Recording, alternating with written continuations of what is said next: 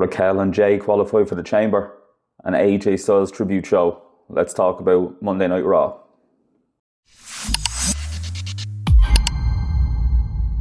Okay, so the tribute show to AJ Styles on Monday Night Raw. A bit of a flat show overall, but it's a go-home show, so I'm kind of expecting that now at this stage. Nothing major, no major surprises, no major matches apart from the qualifiers. And then the cool AJ Styles tribute at the end with the reuniting of the TNA stars and stuff was a beautiful touch by the WWE, I have to say. After so many years of pretending like TNA didn't exist during that feud that they were having, to now obviously having the rights to their library, I think, and consistently promoting the TNA brand is crazy. It's crazy to watch from being a TNA fan back in the day when they were going head to head, week to week, to now is mad, but good to see, and it's good for wrestling fans worldwide, so that's excellent. The big talking points, I'll just run through real quick what I think of Gunther and Dragon Lee real quick from the beginning of the show. I don't know where they're going with this. I don't know how I feel about Dragon Lee getting so involved. Like, I like Dragon Lee, like, in ring, but like he's just like kind of like another luchador, isn't he? Really, like, are they going to have him and Gunther have a match? Probably not. Gunther would squash him. Like, that's, you can't really build a career killer and then have like a smaller, way smaller luchador kind of beat him up. It's just kind of strange, but maybe they're just doing it because it was the whole AJ show. I know it happened the week previous as well. But yeah, I'm not too hyped on that one, I have to say. Yeah, then we go straight into the qualifier match for the men's Elimination Chamber for the last spot. Jey Uso, original El Grande Americano, and Bronson Reed. So as we saw, unfortunately, the big Auszilla got injured in this match. Actually, hard to watch. I didn't like to see that. It's never good to see any of the stars get injured. They're people at the end of the day, and they're doing this for our entertainment. So to see somebody go down injured and get the X thrown up always makes my stomach turn. Like, I always fear the worst, because as we've seen multiple times, even with this injury, they're never small knocks when they throw up the X. Like, it's a torn bicep, it seems to be, based on what Michael Cole said. So not looking good. I just have to clarify why I named the video this as well. Like, Division are coursed for definite. They have to be. You have Seth Rollins out injured.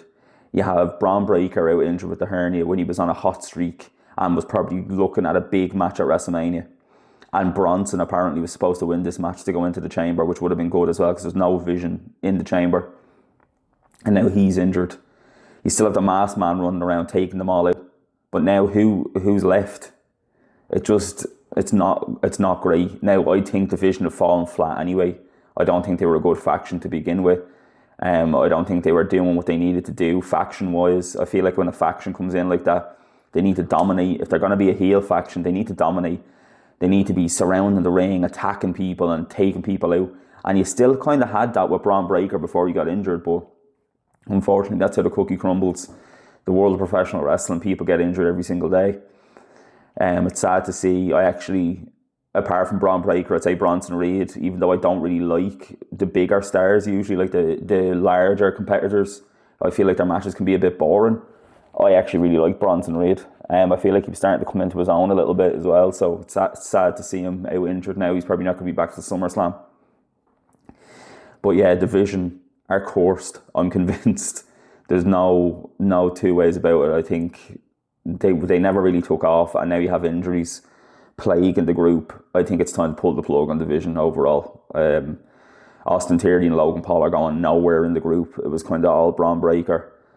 And I think end the Division is what I'm going to say on that one. What else did we have? We had Natty and Maxine Dupree in the kind of match got thrown out for referee stoppage. Yeah, look, I prefer Natty this way. It's better than the farting gimmick and all this other crack she had going on years ago. And she's finally getting to prove what she's all about. And I like the character. I've seen some people saying it's cringy. Like, yeah, but she was always kind of like that. I feel like Natty was always kind of cringy.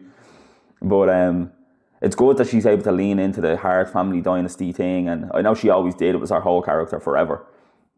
But that, like, it's this elite group, and she's the only woman, which is true, to get through that, like, hard training. So I like this this new Natty character. It's cool. I know she's been doing it on the indies for a while now as well. Like, they've kind of let her kind of do that sort of stuff. So it's good to see it in the WWE.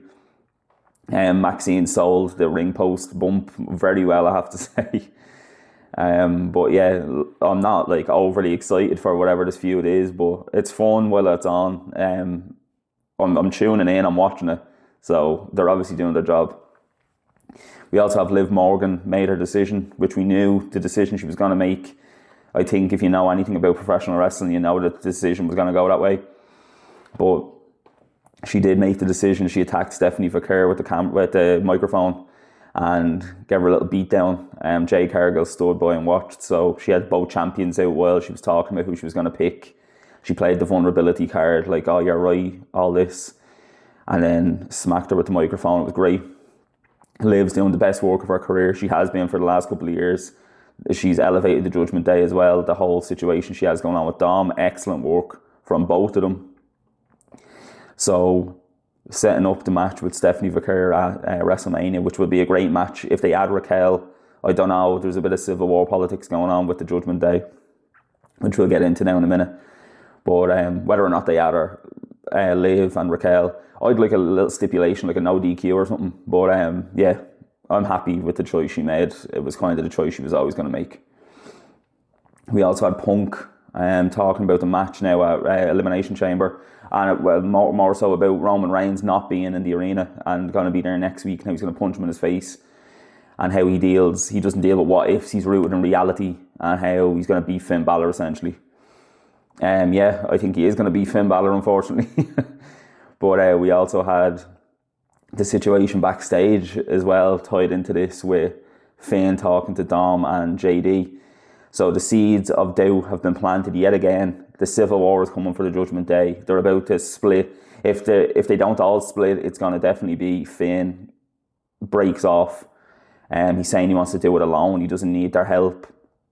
They're going to not take kindly to that, so they look kind of pissed off too. So yeah, I think definitely there's shenanigans afoot at Elimination Chamber. Costs Finn the match, sets up the Dom match. It's kind of the only way I can see it going. But yeah, definitely the civil war has started within the Judgment Day, and I think their days are numbered for definite, or Finn Balor's days are numbered inside the Judgment Day for definite. Final Elimination Chamber match, qualifying match with Raquel Rodriguez, Kairi Sane and Io Sky. Good match, standard.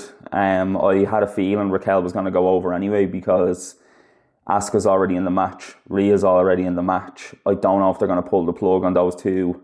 Yeah, I feel like Asuka and Kairi more so. That feels like it's leading to something for definite because of the way she's treating Kairi all the time. I could definitely see that being a Mania match, like just a singles match to finish that off. But I don't think they're ready to break up Rio, as they're called now. I don't think they're ready to split them up yet. Io Sky doesn't really need the win here either. Like, she's such a huge star. Everybody knows her quality. She has star power. Everybody's behind her anyway. So not a huge deal. But yeah, that was the Raquel Rodriguez qualifiers for the Elimination Chamber match then on Saturday as well. So then we had the AJ Styles tribute, which was emotional to say the least. It was good to see him be able to get behind, get out there, speak to the crowd one-on-one, talk about laying down the gloves and laying down the vest. We had during the night, we had Kaz and Abyss backstage. Then we see the pictures afterwards, after Raw went off the air, where they had their moments together. We had Spud and stuff like that there as well. So P.E. Williams obviously is backstage too, so it all made sense. Bobby Roode too. All the guys from the TNA days, which was great to see, I have to say. Like, I was watching TNA since about 2006, I think, 2007. Back when they were kind of competing with the WWE.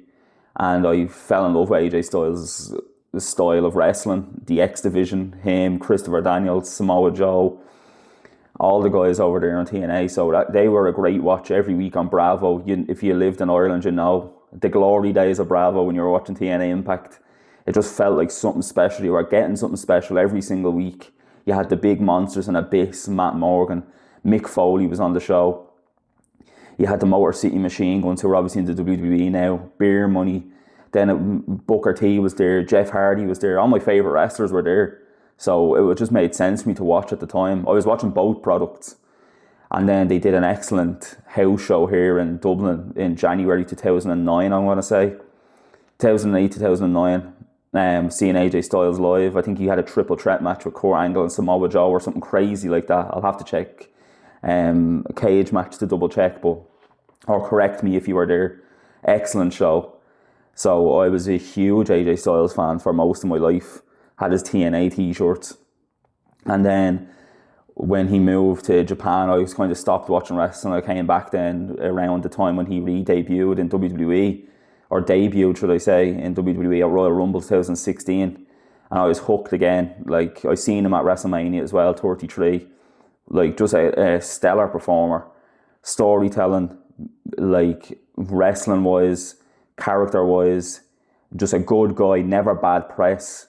Just a great wrestler, a great person overall. And then we have the Undertaker come down at the end when everyone's cheering. And I was convinced, like most people probably were, that this was leading to a match. I don't know why. Like, we all know that AJ's retired now. Taker's retired. But for some reason in my head, I was like, another boneyard match. We're getting something else, some cinematic match. And we didn't, obviously. He tells me when I'm around, it means you're going into the Hall of Fame. So I think it's his fourth time he's done this now, Taker. So it's obviously his new role in the WWE.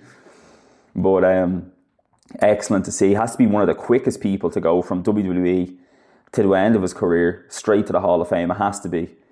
But I'm just going to have to double check that, but it has to be. But for his contributions to professional wrestling, AJ Styles is a fourth ballot Hall of Famer, so I'm delighted to see him go in there as well. So it was a lovely send-off for AJ. I think it definitely quietens down all the stuff of, is he going to go somewhere else? Is he going to do something else? I think the way he was interacting with his family and the way he was talking about all the stuff he'd missed, I think this is the end of AJ Styles, but I have to say I'm happy to see him go out with his health, go out with his family, and go out into the Hall of Fame. So I was delighted, I was happy with it. But yeah, that's really the recap of Raw. It was a bit flat. Just another go-home show before Elimination Chamber on Saturday, which I'm super excited for. Slightly predictable, but I always love the Chamber. It's always great to see. And then obviously we're hot on the heels of WrestleMania now, so my favourite time of the year, WrestleMania. So yeah, let me know down below what you thought of the episode, what you thought of Raw, what you think is in the crate. Let's keep talking about that, and your predictions for Elimination Chamber. I'm probably going to record mine right after this and then throw it up this week as well before the end of the week, so keep an eye out for that. But I'll catch you in the next one. Cheers.